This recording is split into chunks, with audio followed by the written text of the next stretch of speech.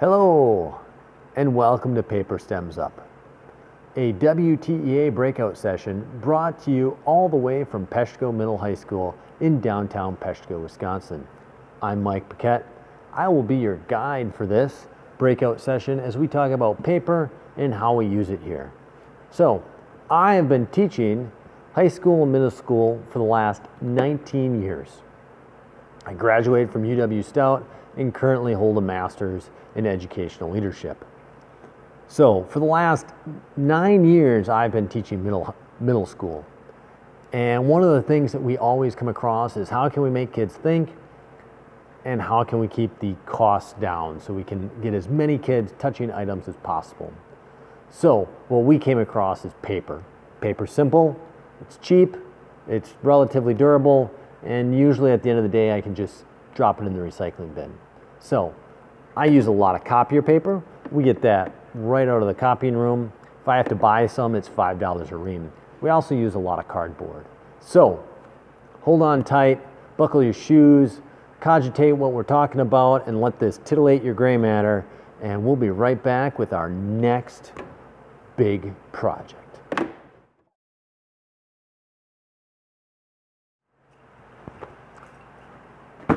Hey, welcome back. All right, let's talk about the first project I do out of the gate.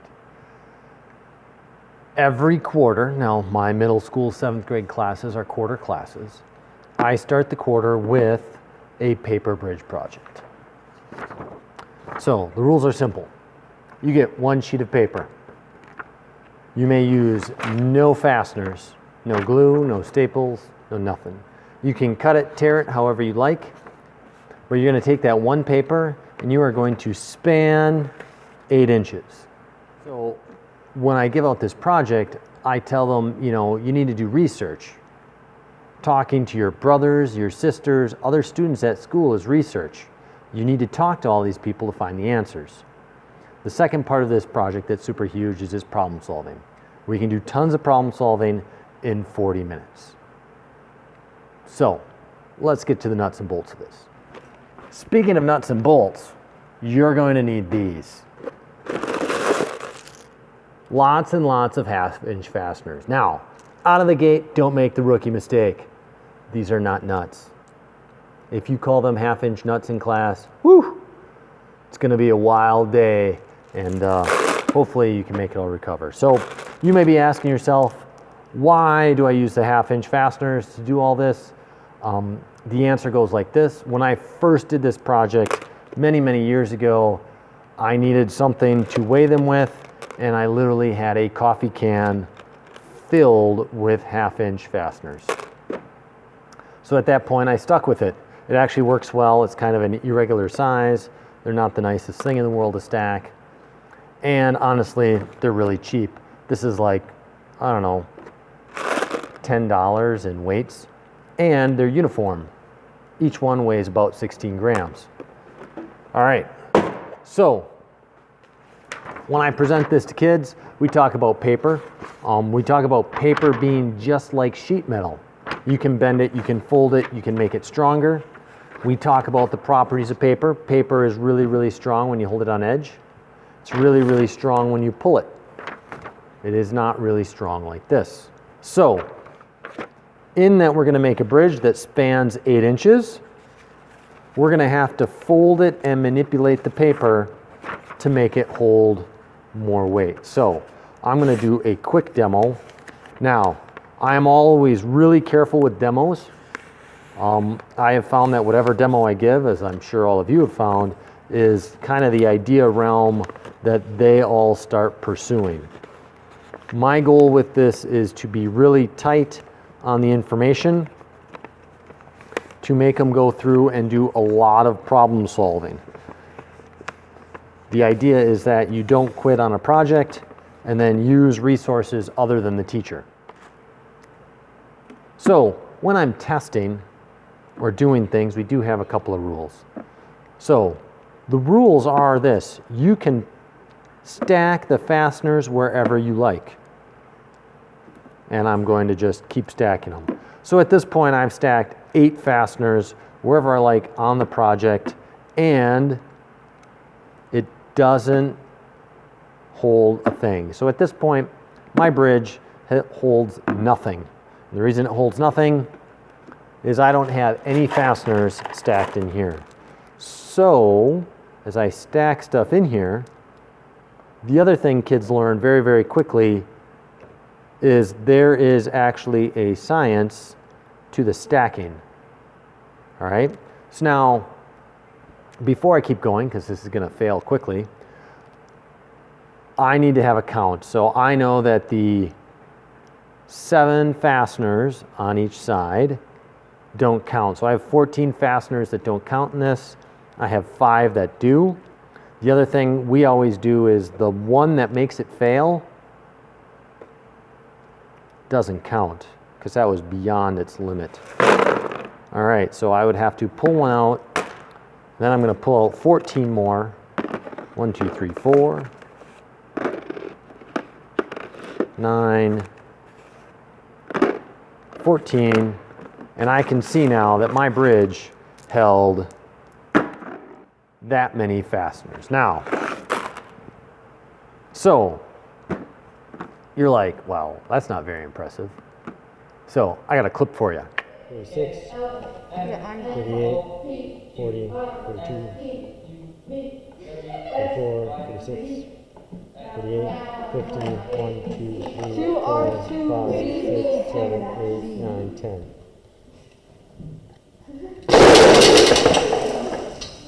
Uh-oh. So the record at the Peshko Middle High School is 191 of these half-inch nuts, which is well over 3 kilograms. 20 on a bridge of any way, shape, or form is really, really easy. It's getting it up past there that's tough. All right, take that one, run with it. It's great. All you need is paper, some fasteners. You can literally just do it with bins if you want. Have at it. That one has treated me well. It takes me somewhere. I use it right away at the beginning of the year, so I'm usually budgeting on about 5 days to do it. And during that 5 days, we're going over class rules and other expectations as I interrupt their work cycle. All right, next project. 6-quart storage container. It's almost perfectly 8 inches across. It can fit between a set of books or 2 boxes in this case, and I almost have a perfect 8-inch span. All right. Plus, when I'm done, I can pull it out and I can count everything inside.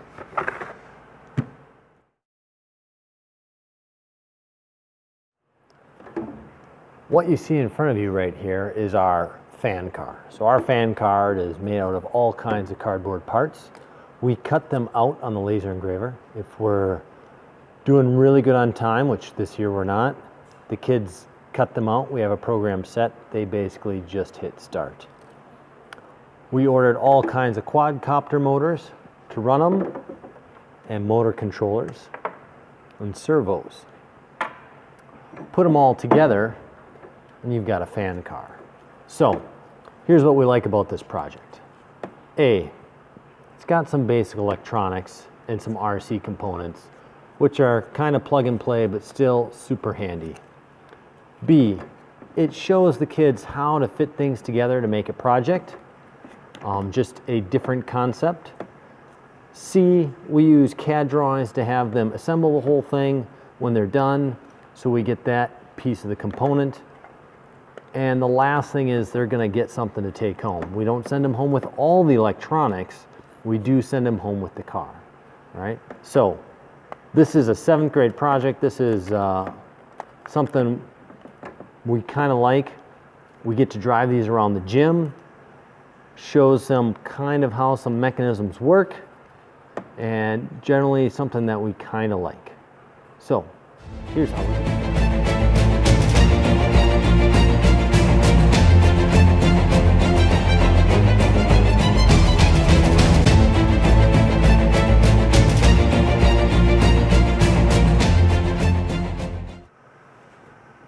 Voila, there are all the parts. So before I have the kids start, I have them inventory them. So I have over here a parts list of all the parts. I also have a picture of all the parts with them labeled. Their job is then to take this, sort them out, and make sure they have everything. All right, there are a couple oddball items in here that are not cut on the laser. One are 2 little wooden dowel pieces. Something that works really good and is super cheap is bamboo skewers. They are also an 1/8 inch in diameter and super cheap. And then one, I believe this is a 10-penny nail that I cut. Don't tell my guy I teach with, I may have gone in and borrowed a couple of nails and cut them.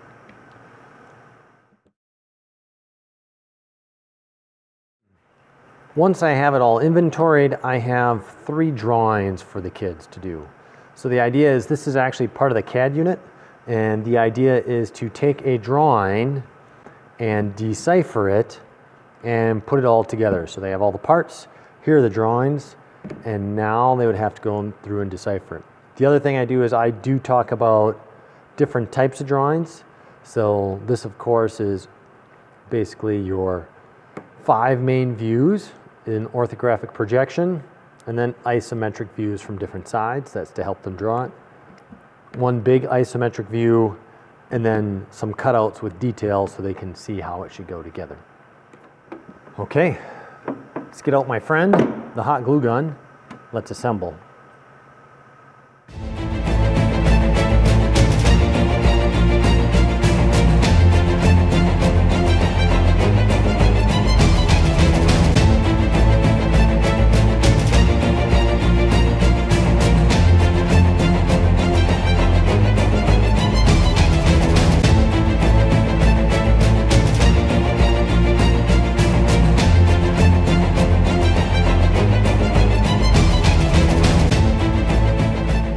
All right, let's talk a little bit about some other things that we have that I use in different areas. So we have been going to use fans in a lot of our different projects. I've been using them in a CNC class that I teach, and so some of this is across several categories. Again, because I teach middle school through high school, I have that luxury. So we have purchased this DX6E from Spectrum. I was recommended this by a friend. Thanks, Jesse. Big shout out to you. This works great. If you were to ask me what is the difference between this and other radio controllers, the answer would be a very long pause, and I don't know. This is the only thing I know. All right, so to pair with that, we have a Spectrum receiver, and then we have a whole bunch of parts. So the car needs a power supply. So we've got this 1300 amp power supply, which is more than big enough. An adapter to go onto the battery, like so. A 9G servo. You're gonna have to buy a 3-inch fan blade. I bought these from Nazgul on Amazon. I'm pretty happy with those. A motor and a 30 amp motor controller.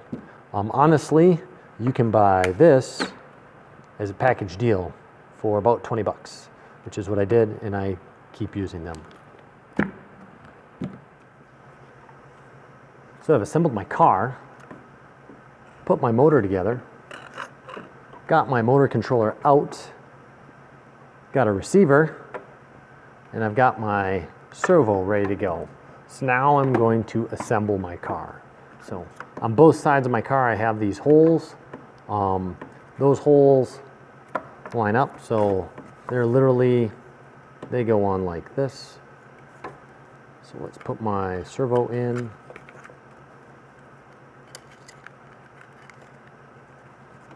My servo fits nice and tight, just like that. I usually have the kids put 2 spots of glue on the corner to hold it in place. All right. So I designed it so that there was a hole in the back for the wires to go through. So you can take the motor, and it basically, if you look really close, it just slides right in like that. Now, the reason we did that is I use these motors and all this stuff on different projects. The kids, when they're done, get to keep the car. Let's hook up the electrical. Yellow in the middle, red, black. All right, this is going to go in there just like that. I'm going to take my motor controller, and data 1 is the motor controller, and then the little silver tabs on the plugins go out, and 2 is the steering, and that gets tucked in. Plug in our battery. Should hear a beep. And we are ready to go. So all I have to do at this point now is get a rubber band, and I like to rubber band that in, although I don't have to, and I'm ready to go. Okay. Pre-run check. We're going to take the car, hook it all up. We're going to check the front servo. Make sure it works. We're going to check the fan. Make sure that works. It should turn off in the neutral position. Also, when I power down the remote,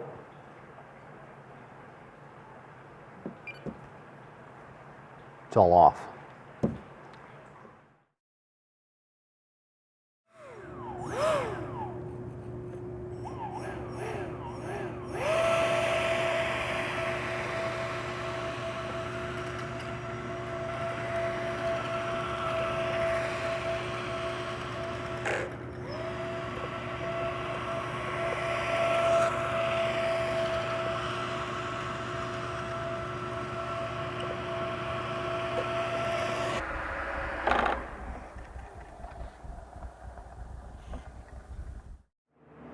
Let's talk about the setup. So my setup is pretty simple. We've built this over the years. I've got a rocket command center, which is wired up. We're going to need a air pump. I want this air pump to have a PSI readout on the dial. Just saves a whole lot of problems if you have this right here. We have our launch module here, and we have our power supply. Our power supply is simple. In addition to being a middle school teacher, I run an automotive lab. Because I have an automotive lab, I have batteries, and I have this 12-volt power pack hanging out in the lab. So this is a great power source. They make all kinds of 12-volt items, so I can use it for all kinds of different things. Much of what I do in here uses a 12-volt power source just because. So if we take a look at all this, we're going to go through quickly how it all works and how it's made. Real simply, if you take a look at this, PVC pipe all put together. This is 1-inch PVC. It's pressure rated to about 200 PSI, labeled on the pipe, properly glued and everything else. That's why we use it. We are never approaching that. Generally, when we're doing these rockets, we're doing about 40 PSI, so there should be plenty of safety factor. Solenoid valve. I don't want to be on top of this when it's firing. Earlier models that I had of this, I put on a 4-foot tube to make sure that this was out of eye height. Now, this part is not glued, so this is actually a failure point. When I set this up, we have to make sure nobody's standing to the left. Every once in a while it blows sideways, but it allows us also to aim this, which can be very, very handy. All right. This is a couple of trailer lights hooked to a switch setup. So real simply, it has an on with an indicator light, and the other light goes when I push the button. And if you're listening really close, you heard the solenoid go. All right, let's make a paper rocket. So what we're going to need is a piece of paper, some tape, a hot glue gun, and this piece of PVC. I also may want a glue stick. I'd highly recommend it. And a scissors. So this PVC will fit our launcher. I have rounded the edges. So what we're going to do is we're going to take the piece of paper and we're going to tape down the corners like this, nice and securely on each side, and line it up. I am trying to I'm not like taping this edge I'm going to rip this tape off later, so less is more. I'm using, by the way, electrical tape. That is only so you can see it. So we're going to glue stick that edge right there, and then we're going to take this paper and we are going to roll it nice and tight like this around our tube, and take another piece of paper because I don't want to get glue on my table, and we're going to glue the last edge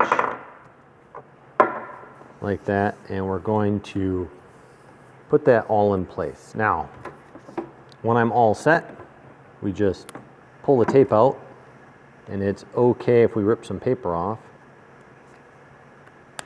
like that. And then I have a paper tube. So we have gone through all kinds of different versions for capping these. We have gone through tubes and everything else. This is what we found out that really, really works well. You take a half sheet of paper, crumple it up. This is easily the kids' favorite part. All right, just like this, as tight as you can.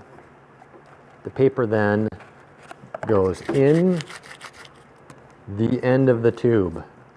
I know, right?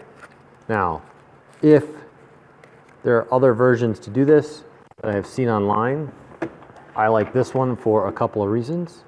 One is it's a blunt end, which is always better if you were to ask me. And two, it's actually really simple. And three, probably the most important, it works. I have done a bunch of these. I will tell you that this works. So I glued all the way around the edge of that ball. I can add some more if it's not working. So we'll add a little bit more. Put my hot glue down now, and we're all set. We use this with just a couple of PSI, and this thing just flies. PSI and this thing just flies. Oh, hush. It's in the